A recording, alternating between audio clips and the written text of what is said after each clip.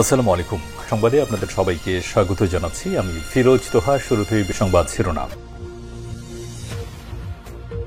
বাংলাদেশের সর্বশেষ গুরুত্বপূর্ণ আপডেট সংবাদে আপনাকে স্বাগত। শুরুতেই সংবাদ শিরোনাম, পরে বিস্তারিত। প্রথমে জানাবো, কুমিল্লায় উপদেষ্টা আসিফের সমর্থকদের সঙ্গে বিএনপি নেতাকর্মীদের সংঘর্ষ, আহত ৩০। কুমিল্লার মুরাদনগর উপদেষ্টা আসিফ মাহমুদের সমর্থকদের সঙ্গে বিএনপির নেতাকর্মীদের সংঘর্ষের ঘটনা ঘটেছে।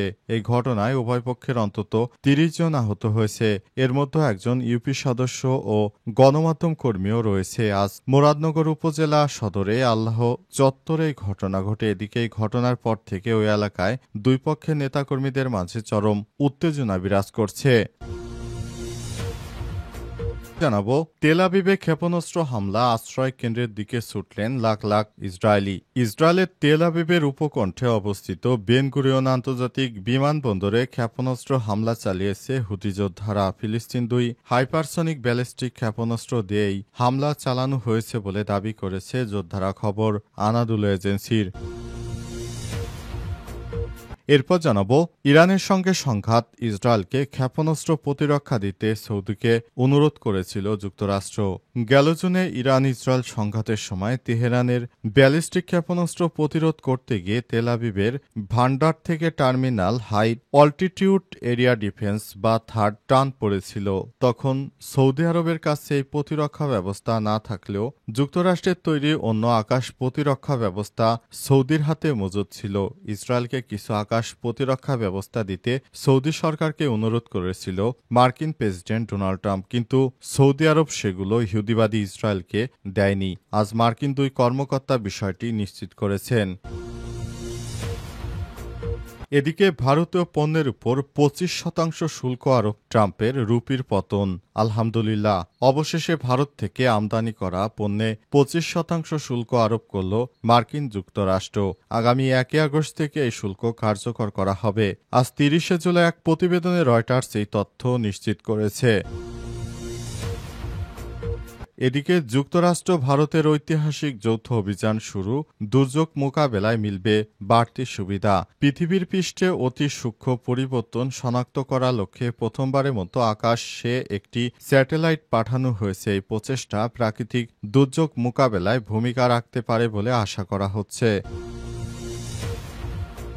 কুমিল্লায় উপদেষ্টা আসিফের সমর্থকদের সঙ্গে বিএনপি নেতাকর্মীদের সংঘর্ষ, আহত ৩০। কুমিল্লার মুরাদনগর উপদেষ্টা আসিফ মাহমুদের সমর্থকদের সঙ্গে বিএনপির নেতাকর্মীদের সংঘর্ষের ঘটনা ঘটেছে।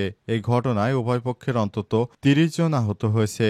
এর মধ্যে একজন ইউপি সদস্য ও গণমাধ্যম কর্মীও রয়েছে। আজ মুরাদনগর উপজেলা সদরে আল্লাহ চত্বরে ঘটনা ঘটে। এদিকে এই ঘটনার পর থেকে ওই এলাকায় দুই পক্ষের নেতাকর্মীদের মাঝে চরম উত্তেজনা বিরাজ করছে।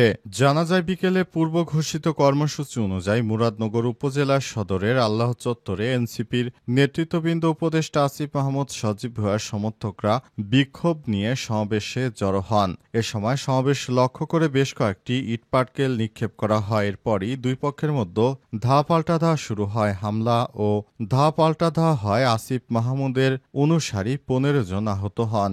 আহত ইউপি সদস্য শেখর জানান, আমরা বিক্ষোভ মিছিল নিয়ে আল্লাহর চত্বরে এসে সমাবেশ শুরু করার পরপরই সমাবেশ লক্ষ্য করে ছোড়া ইট পাটকেল নিক্ষেপ করে বিএনপির সন্ত্রাসীরা। সময় আমাকে ব্যাপক মারধর করে মাথা ফাটিয়ে দেয়া হয়। মিছিল নিয়ে আসা নাগরিক সমাজের আহ্বায়ক মিনহাজুল হক জানান, উদ্দেশ্য প্রণোদিতভাবে বিএনপি লোকজন আমাদের উপর হামলা চালিয়েছে। মিছিল নিয়ে আসার পর ইট পাটকেল নিক্ষেপ করে আমাদেরকে ধাওয়া দিতে থাকে। কুমিল্লার মুরাদনগর থানার পরিদর্শক তদন্ত আমিন কাদের খান জানান, আজ মুরাদনগর সদরে এনসিপির সমর্থকদের একটি বিক্ষোভ মিছিল ও সমাবেশ চলছিল। সময় পাশে অবস্থানরত কিছু লোক বিনা উস্কানিতে ইট পাটকেল নিক্ষেপ শুরু করে। এরপর উভয় পক্ষের মধ্যে ধা পাল্টা ধা শুরু হয়। পরিস্থিতি নিয়ন্ত্রণে আনতে পুলিশ কাজ করে বিষয়টি তদন্তপূর্বক জড়িতদের বিরুদ্ধে আইনগত ব্যবস্থা গ্রহণ করা হবে। অপরদিকে মুরাদনগর উপজেলা বিএনপির আহ্বায়ক মহিউদ্দিন অঞ্জন জানান, আসিফ মাহমুদের সমর্থকরা মিছিল থেকে উপজেলা বিএনপির অফিস লক্ষ্য লক্ষ্য করে ইটপাটকেল নিক্ষেপ করে উপজেলার বাহিরে বহিরাগত লোক দিয়ে গন্ডগোল করানোর জন্য তারা এই কাজ করেছে। এছাড়াও মিছিল থেকে আমাদের নেতা আলহাজ কাজী শাহ মোফাজ্জেল হোসেন কায়কোবাদের বিরুদ্ধে কুরুচিপূর্ণ বক্তব্য প্রদান করে। এ সময় আমাদের লোকজন প্রতিরোধ করতে গেলে এই ঘটনা ঘটে। তেল আবিবে ক্ষেপণাস্ত্র হামলা, আশ্রয়কেন্দ্রে ছুটতেন লাখ লাখ ইসরায়েলি। ইসরায়েলের তেল আবিবের উপকণ্ঠে অবস্থিত বেন গুরিয়ন আন্তর্জাতিক বিমানবন্দরে ক্ষেপণাস্ত্র হামলা চালিয়েছে হুতি যোদ্ধারা। ফিলিস্তিন 2 হাইপারসনিক ব্যালিস্টিক ক্ষেপণাস্ত্র দিয়েই হামলা চালানো হয়েছে বলে দাবি করেছে যোদ্ধারা। খবর আনাদুলু এজেন্সির। আজ রেকর্ডকৃত বিবৃতিতে হুতি সামরিক মুখপাত্র ইয়াহিয়া সারি বলেন, আমরা জাফার দখলকৃত অঞ্চলে লোদ বেন গুরিয়ন আন্তর্জাতিক বিমানবন্দরে সফলভাবে হামলা চালিয়েছে। এতে ব্যাপক আতঙ্ক ছড়িয়ে পড়ে সব ফ্লাইট বন্ধ হয়ে গেছে।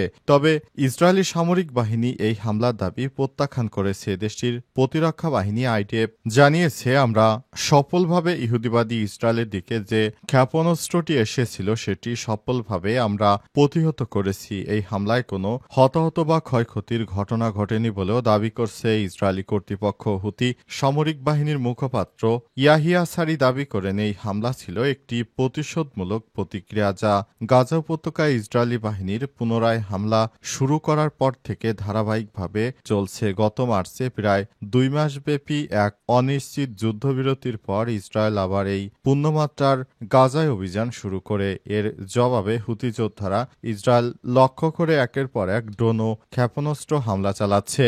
অবস্থায় ইহুদিবাদী ইসরায়েল কোনোভাবেই আর শেষ রক্ষা হবে না তাদের। ইরানের সঙ্গে সংঘাত, ইসরায়েলকে ক্ষেপণাস্ত্র প্রতিরক্ষা দিতে সৌদিকে অনুরোধ করেছিল মার্কিন যুক্তরাষ্ট্র। গেল জুনে ইরান ইসরায়েল সংঘাতের সময় তেহরানের ব্যালিস্টিক ক্ষেপণাস্ত্র প্রতিরোধ করতে গিয়ে তেল আবিবের ভান্ডার থেকে টার্মিনাল হাই অ্যান্টিটিউড এরিয়া ডিফেন্স বা থার্ড টান পড়েছিল। তখন সৌদি আরবের হাতে এই প্রতিরক্ষা ব্যবস্থা না থাকলেও যুক্তরাষ্ট্রের তৈরি অন্য আকাশ প্রতিরক্ষা ব্যবস্থা অনেকগুলো ছিল। তাই সংকটকালে ইসরায়েলকে কিছু আকাশ প্রতিরক্ষা ব্যবস্থা দিতে সৌদি সরকারকে অনুরোধ করেছিল যুক্তরাষ্ট্র, কিন্তু রিয়াদ তাতে রাজি হয়নি। অনুরোধের বিষয়টি জানেন এমন 2 জন মার্কিন কর্মকর্তা মিডল ইস্ট আইকে এই তথ্য নিশ্চিত করেছেন। এদের একজন বলেন, যুদ্ধ চলাকালে আমরা সবাইকে মধ্যপ্রাচ্যের যেসব দেশে মার্কিন প্রতিরক্ষা ব্যবস্থা ছিল ইসরায়েলকে কিছু ধার দিতে অনুরোধ করেছিলাম। যখন কাজ হলো না তখন আমরা চুক্তির প্রস্তাব দিয়েছিলাম। শুধু কোনো একটি দেশকে অনুরোধ করা হয়েছিল তা কিন্তু নয়। কিন্তু ইরানের বিরুদ্ধে ইসরায়েলকে সাহায্য করার জন্য সবচেয়ে ভালো অবস্থান ছিল সৌদি আরব। যুক্তরাষ্ট্রের কর্মকর্তারা জোর দিয়ে বলেছিলেন, আসছিলেন ইরান শুধু ইসরায়েল নয়, সৌদি আরবের জন্য হুমকি।